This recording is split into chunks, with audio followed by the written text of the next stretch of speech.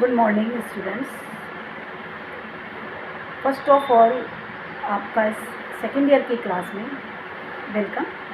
हमारी second year की ये फर्स्ट क्लास है जो 1 तारीख से स्टार्ट हो रही है, लेकिन इसका वीडियो थोड़ा आपको देर से मिल रहा है, इसके लिए सॉरी।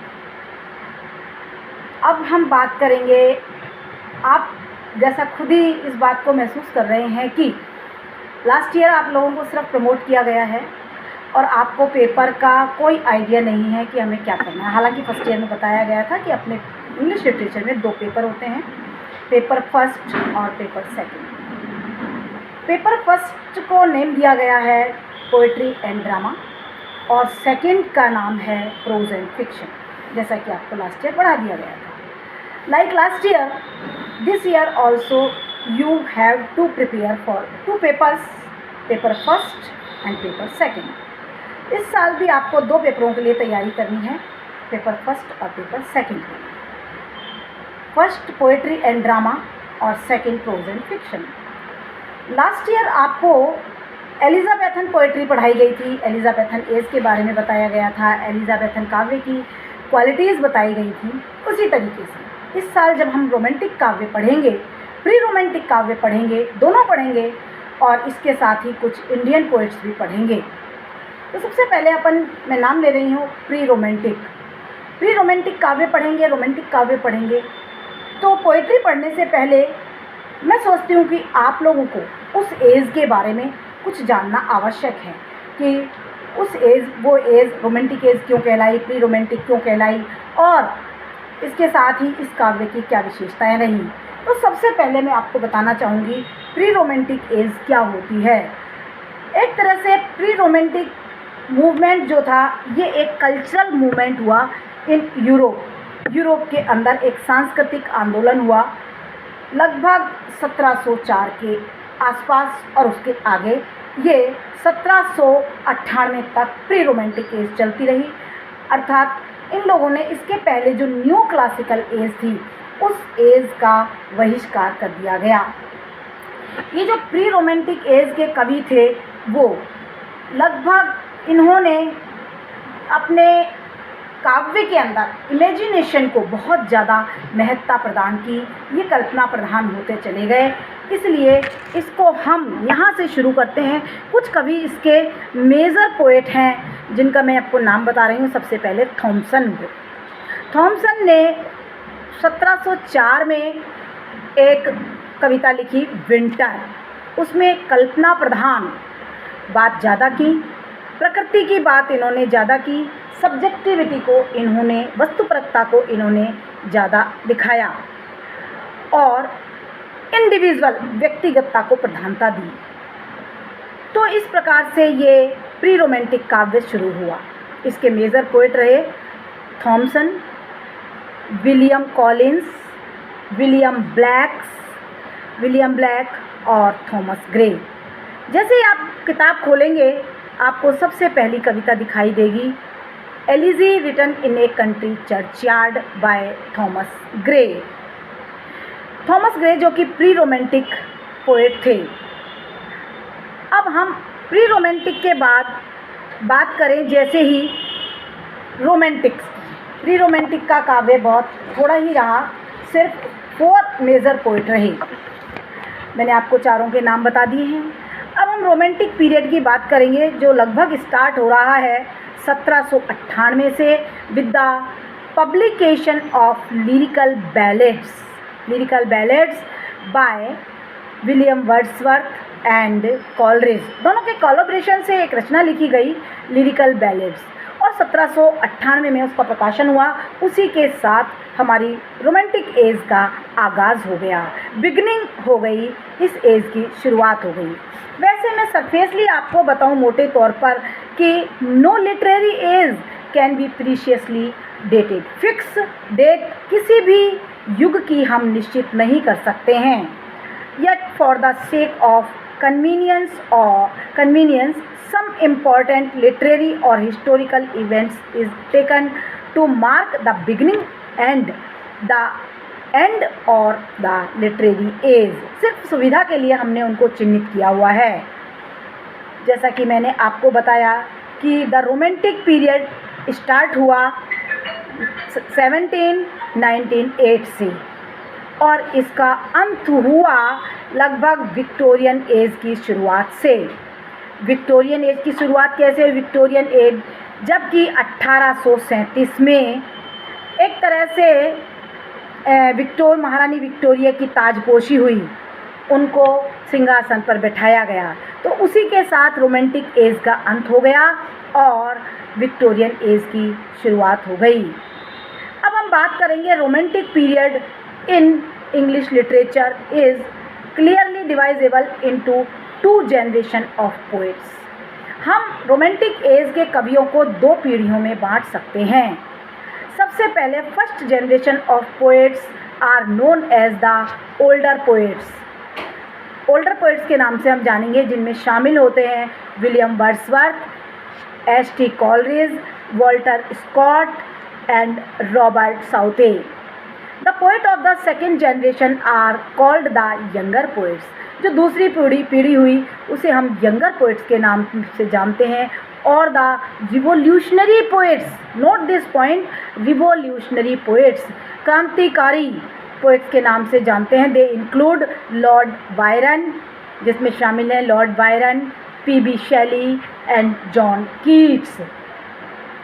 अब हम यदि बात करें पोस्ट रोमांटिक पीरियड की, तो the romantic period in English literature came immediately after the French revolution. France की जो क्रांति हुई थी उसके तुरंत बाद रोमांटिक पीरियड आया था।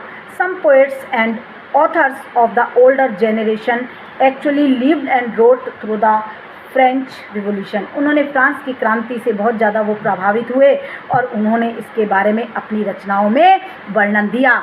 The poets and author of the younger generation saw the aftermath of the revolution. और जो युवा पीढ़ी के इसके कवि थे, उन्होंने तो फ्रांस क्रांति को स्पष्ट रूप से देखा, उसके अंदर जो रक्तहीन क्रांति हुई उसको देखा। The poets and authors of the both the generation were immensely influenced. हालांकि यंगर पोएट्स ज़्यादा प्रभावित हुए, लेकिन दोनों ही, अगर हम मुख्य रूप से यूँ कहें कि दोनों ही पीढ़ी के जो कवि थे फ्रांस क्रांति से बहुत ज़्यादा प्रभावित हो गए और उन्होंने the concept of literary equally and frequently came to the ideals of revolution. उन्होंने फ्रांस क्रांति को ही अपना आदर्श बनाकर अपने काव्यों की रचना की। अब इसके बाद हम करें बात रोमांटिक रिवाइवल की। तो रोमांटिक रिवाइवल जो था, the romantic movement is popularly known as by 2 terms, the romantic revival and the romantic revolt. अब हम देखना चाहेंगे कि ये रोमांटिक रिवाइवल क्या है और रोमांटिक रिवोल्ट क्या है। तो the romantic, now let's briefly consider both this terms. The romantic movement is called romantic revival. ये जो आंदोलन हुआ, रोमांटिक आंदोलन, उसको हम रोमांटिक रिवाइवल के नाम से भी जानते हैं, यानी कि पुनर्जीवन, because it seeks the revive the poetic ideals of the Elizabethan age। फिर से जो काव्यात्मक एलिजाबेथन एज में आदर्श चल रहे थे, काव्य की विशेषताएं चल रही थी, वो इनके प्रति दोबारा से जागरूक हुए और उनका फिर से प्रयोग करने लगे, जिसके अंदर एलिजाबेथन एज, जिसमें love, beauty, emotion, imagination, romance and beauty of nature were the ideals of the Elizabethan poetry. Elizabethan poetry के ये कुछ क्वालिटीज़ थी, love, beauty, emotion, imagination, romance and beauty of nature. और इसी प्रकार से ये विशेषताएं हमें रोमांटिक काव्य में भी दिखाई देती हैं। The poets and dramatist of the Elizabethan age such as Marlowe, Shakespeare, Lely, Sidney, Spenser and others, and reached their plays and poetry with all these Elizabethan ideals। ये उस एज के कुछ आदर्श थे, but all these ideals were not only suppressed, इनको दमित नहीं किया, but also derived during the Jacobean age के समय में इनको बिल्कुल निष्कासित कर दिया गया काव्य में से। तो और अब दोबारा जो हैं romantic poets such as Wordsworth, Shelley, Keats, Byron, Walter Scott and Coleridge revived all those Elizabethan ideas. इन सब ने पुनर्जीवन प्रदान कर दिया इन आदर्शों को फिर से, and infused them into their poetry, और उन्होंने इन चीज़ों को अपने काव्य में शामिल भी कर लिया। Therefore the romantic movement is called the romantic revival. आपको पता चल गया होगा रोमांटिक रिवाइवल और रोमांटिक मूवमेंट दोनों एक ही चीज़ हैं। रिवाइवल इसको क्यों कहा गया ये मैंने आपको बताया है, क्योंकि कुछ आदर्श एलिजाबेथन के थे, उनको पुनर्जीवन प्रदान किया गया, फिर से अपने काव्य में इनको शामिल किया गया। अब हम बात करते हैं रोमांटिक रिवोल्ट की। ये रोमांटिक रिवोल्ट क्या होता है? The romantic movement is also called romantic revolt because, अब कारण आपको बताया जा रहा है इसको ऐसा क्यों कहते हैं revolt, because it revolt against the ideals, principles and practice of neo classical और ऑगस्टन स्कूल ऑफ पोएट्री। देखिए हमारे सामने साफ आ गया है, इसको रिवोल्ट क्यों कहते हैं, क्योंकि जो रोमांटिक पोएट्स थे उन्होंने विद्रोह किया नियो क्लासिकल काव्य की विशेषताओं के प्रति और ऑगस्टन काव्य के प्रति। That proceeded the romantic poetry, और उसी के समय से रोमांटिक पोएट्री शुरू हुई। The romantic poets revolt against both mechanical and artificiality. उन्होंने यांत्रिकता और कृत्रिमता का बहिष्कार किया। ध्यान देंगे तो ये यांत्रिकता और ये कृत्रिमता जो है ये हमारी नियो क्लासिकल और एक तरह से ऑगस्टन काव्य की विशेषताएं रहीं। Upon the surface of life, जीवन की सतह पर जो चल रहा था, it was the product of intelligence playing upon the surface of life. ये इस प्रकार था जो जीवन की ऊपरी सतह पर चल रहा था। अब हम बात करें यदि इट वॉज प्राइमरीली रैशनल, तार्किक था, आर्गुमेंटेटिव था, सटायरिकल था एंड डायलेक्टिक था। ऑगस्टन एज का या नियो क्लासिकल एज का जो साहित्य था, it was also exclusively town poetry.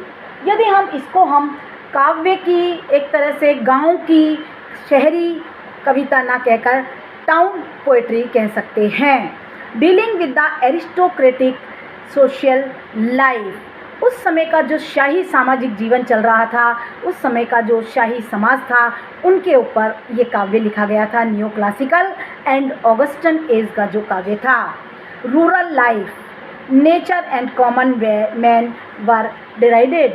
देखिए सामान्य आदमी को, ग्रामीण जीवन को, प्रकृति को बिल्कुल बहिष्कृत कर दिया गया था। उस समय के साहित्य के अंदर इन चीज़ों का कोई जिक्र नहीं है, इनके ऊपर कोई साहित्य नहीं लिखा गया है।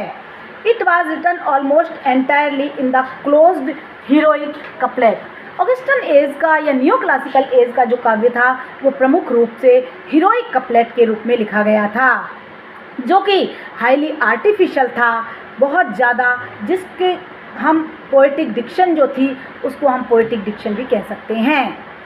उस समय की रोमांटिक कपलेट जो था वो उसका पोएटिक डिक्शन था। The romantic poets revolt against all this qualities of the neo classical school of poetry. Romantic कवियों ने इन सब चीज़ों का बहिष्कार किया और उन्होंने अपने काव्य के अंदर emotion, imagination, love, beauty and nature, इनको प्रधानता प्रदान की। इसीलिए इसको हम रोमांटिक रिवोल्ट के नाम से जानते हैं और रोमांटिक काव्य के नाम से जानते हैं। ये जो रोमांटिक काव्य था प्रमुख रूप से लिखा गया बिल्कुल सिंपल एंड ल्यूसिड लैंग्वेज में, इन ब्लैंक वर्ड्स और in different meter of stanza form. इसकी स्टेंजा फॉर्म भी अलग थी 10। इस प्रकार से it was in revolt against all restrictions, सभी प्रकार के प्रति इन्होंने विरोध कर दिया।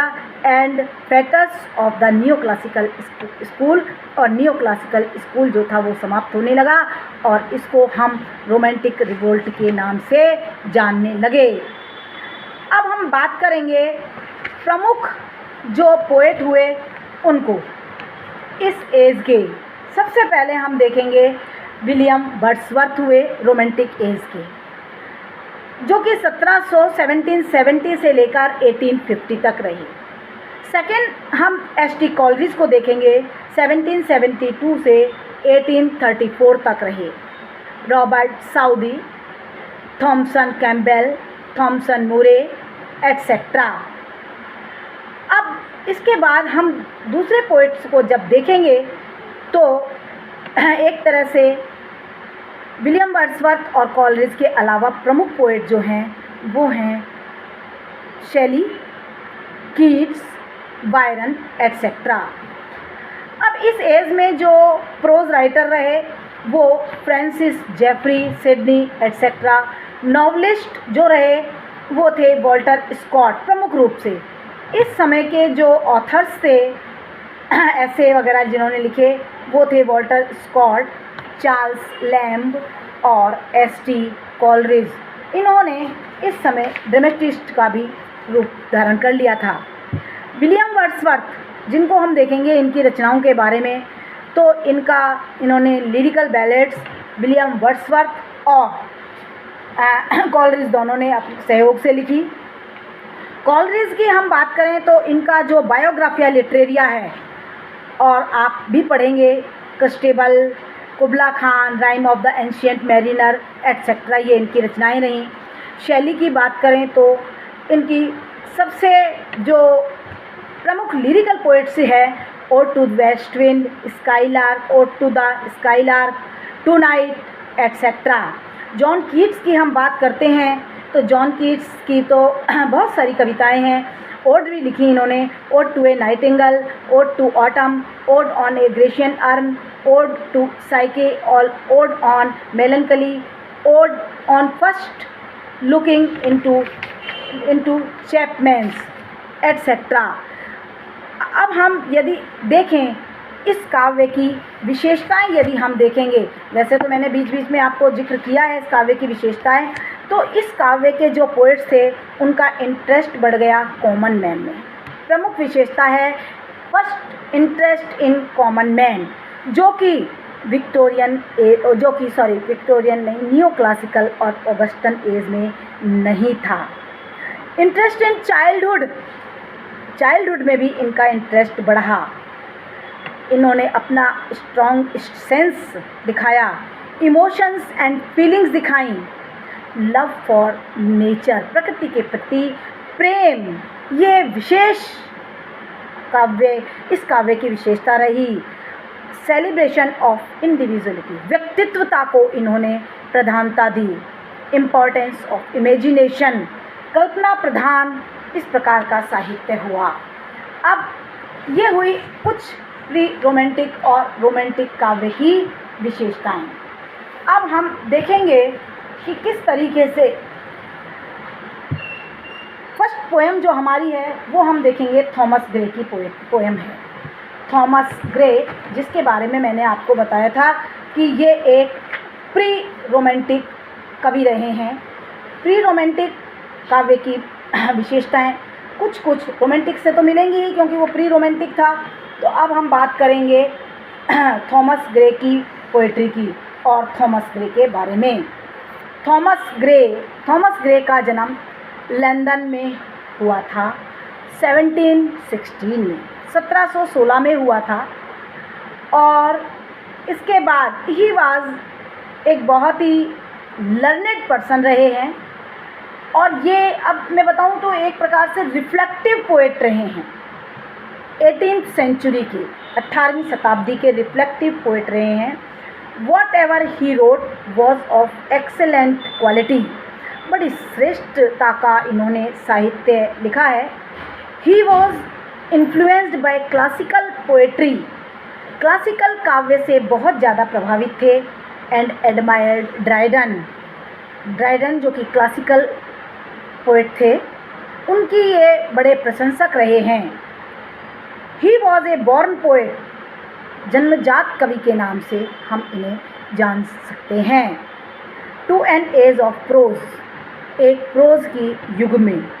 His love to nature, first note this point, his love for nature and profound humanity, और इनकी गहन मानवता में जो विश्वास था, वहीं से एंटिसिपेटेड, हम कल्पना करते हैं द एज ऑफ रोमांस, कि ये रोमांटिक एज के कवि हैं और प्री रोमांटिक एज के कवि माने जा रहे हैं।